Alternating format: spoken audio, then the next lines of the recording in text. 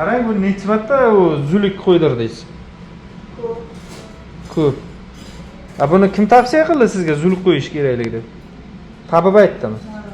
Qiziqarli savol bemordan. Ya'ni zulik qo'ydirsa bo'ladimi? Ya'ni zulik qo'ydirish bu anaqa umurtqani grijasini lechinasi bo'ladimi degan savol tug'ilgan.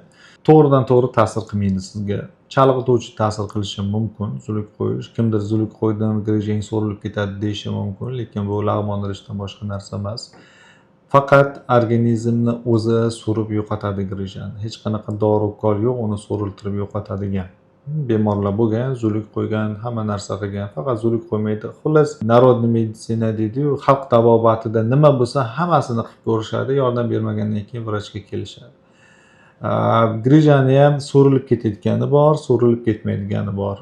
Grijani razmeri bu sizga operatsiya qilishga ko'rsatma emas. Agar sizda grija chiqib, ko'proq bezda qilsa, oyoqda kuchli og'riq bersa, dori bilan qolmasa, oyoqda u ushlab bo'lsa, nerv o'lib qolmasligi uchun olib tashlanadi grija. Agar sizda grija bo'lgan bilan unaqa bezda qilmasa, rosa ko'p bemorlar operatsiya uchun kelishganmanki, ko'rganda simptomlari unaqa ko'p emas. Ya'ni og'riq hayot tarziga xalaqit qilmaydi. Unaqada operatsiya qilinmaydi.